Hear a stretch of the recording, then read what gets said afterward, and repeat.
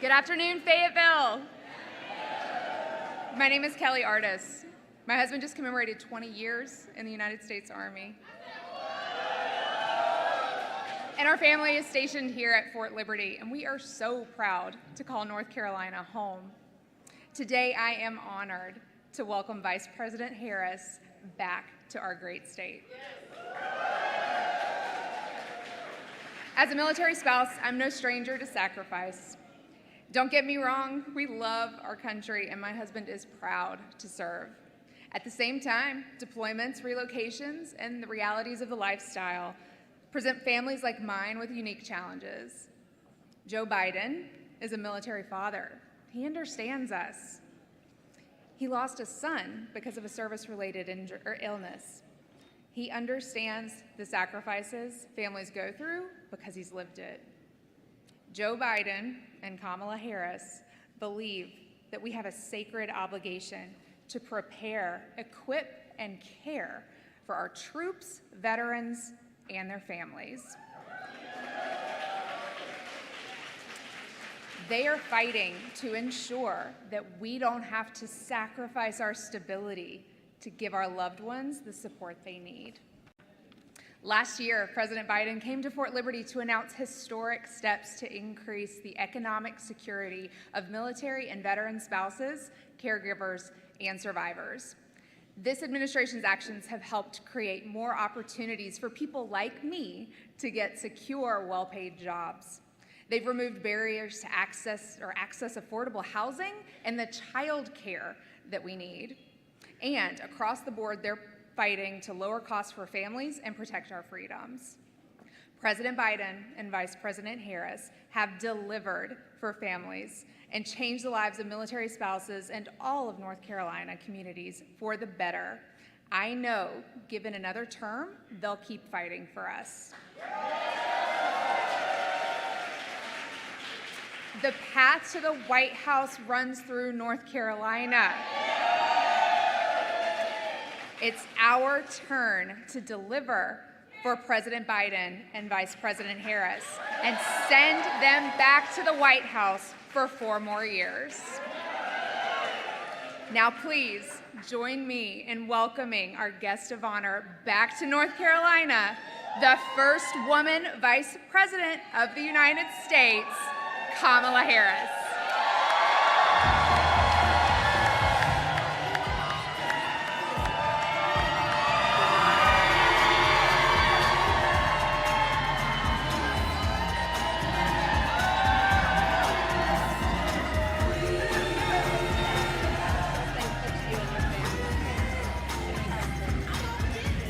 Can we hear it for Kelly? Good afternoon, North Carolina. Oh, it's good to be back. It's good to be back. And I want to thank Kelly for your work and for your family and all that you have given to our country in service. And it is so good to be back with so many incredible leaders. Including my dear friend Roy Cooper.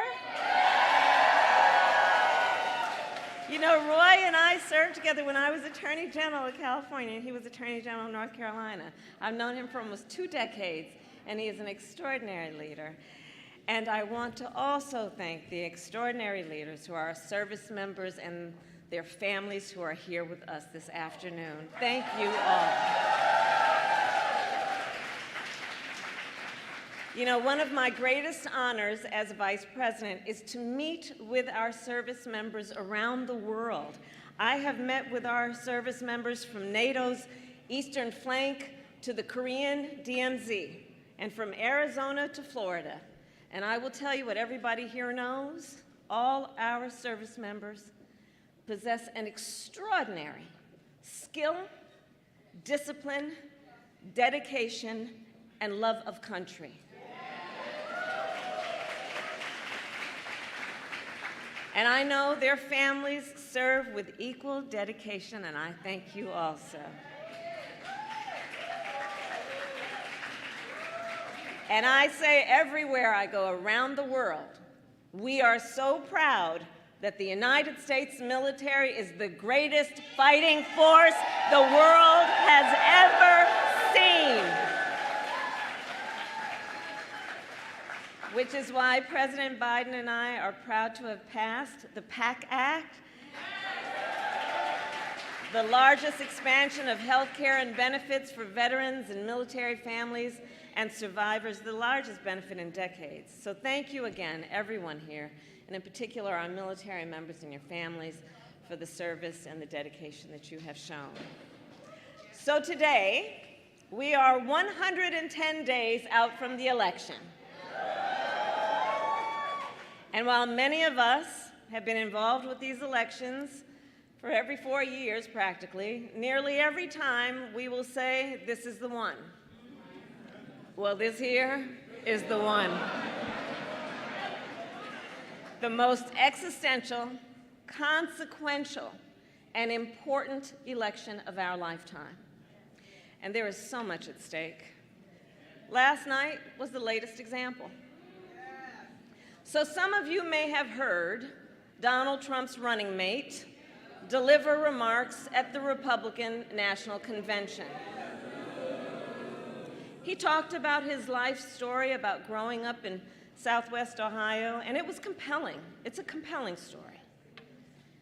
And it was not the full story.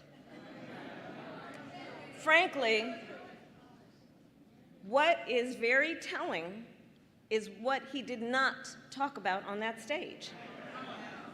He did not talk about Project 2025, their 900-page blueprint for a second Trump term. He did not talk about it because their plans are extreme and they are divisive. In recent days, they've been trying to portray themselves as the party of unity. But here's the thing. If you claim to stand for unity, you need to do more than just use the word.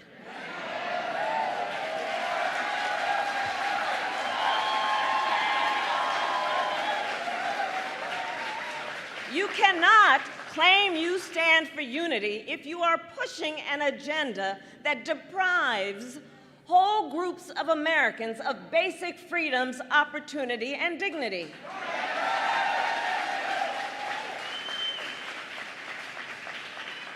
You cannot claim you stand for unity if you are intent on taking reproductive freedoms from the people of America and the women of America.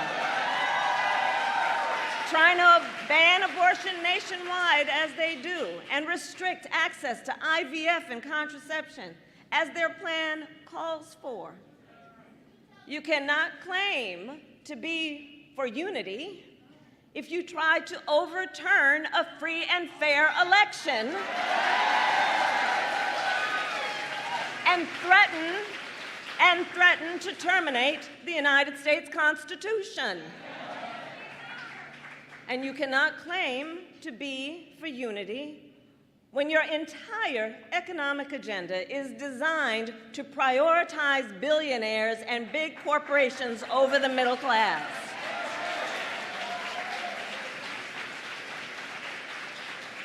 We're too busy watching what you're doing to hear what you're saying. And let us unpack that last point about the economy. This race can be boiled down to a single question. Who fights for you? Now, we know whose side our President Joe Biden is on. He grew up in a middle-class family in Scranton, Pennsylvania, and he has never forgotten where he came from. And I have been a first-hand witness. With every decision he makes in the Oval Office, he thinks about how it will impact working Americans. He understands everyday struggles because he has actually lived them. So friends, I say the contrast between Joe Biden and Donald Trump is like night and day. But with the selection of his running mate this week, Donald Trump is also trying to distract people. He wants to direct attention away from his record and his Project 2025 plan to suggest that he and his running mate are going to prioritize the middle class. But we are not buying it. We are not falling for the okie doke. As many of you know, I am a former prosecutor. So I say, let's look at the facts, shall we?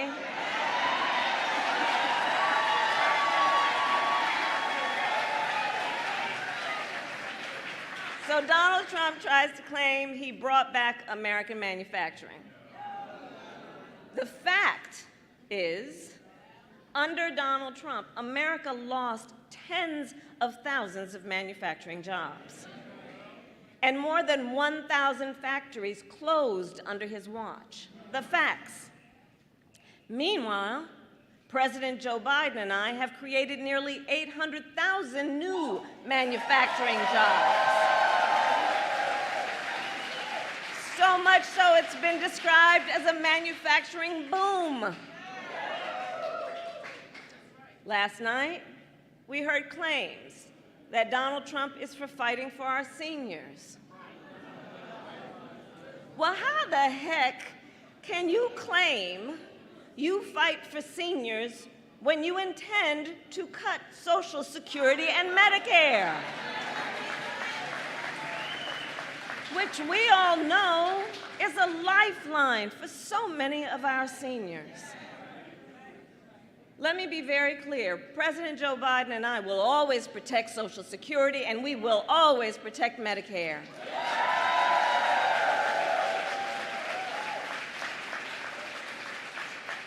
All while we continue to fight to lower the cost of prescription drugs for our seniors.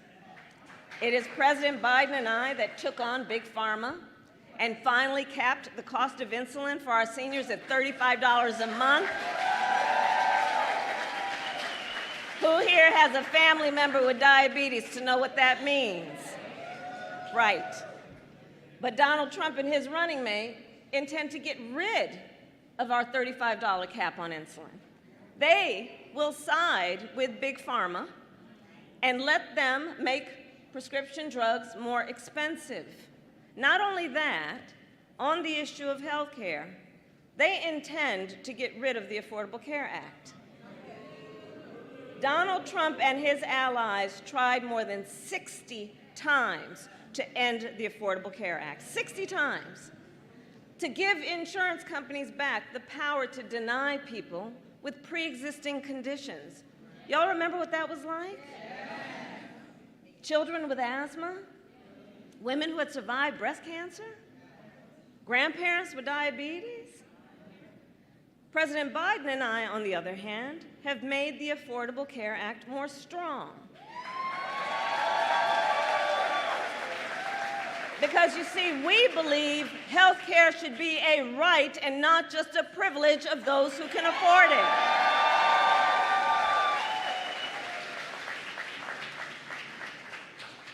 Pull up the split screen. Whereas the last administration gave tax cuts to billionaires, we gave tax cuts to families through the child tax credit, which cut child poverty in America by half. And please do note, their Project 2025 agenda would even end Head Start, to take away preschool from hundreds of thousands of our children. On the issue of the cost of living, Donald Trump says he will implement a 10% tariff on all imported goods. Well, understand, independent economists agree his tariffs would increase the cost of everyday expenses for families, the cost of gas, groceries, and clothing.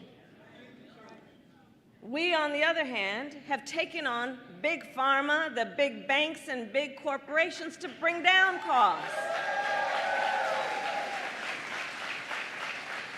It is we who have canceled debt, including student loan debt. In fact,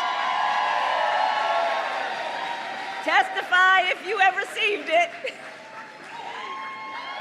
Indeed. In fact, so far we have forgiven student loan debt for nearly 5 million Americans. And twice as much for our public servants, including our teachers, our nurses, and our firefighters.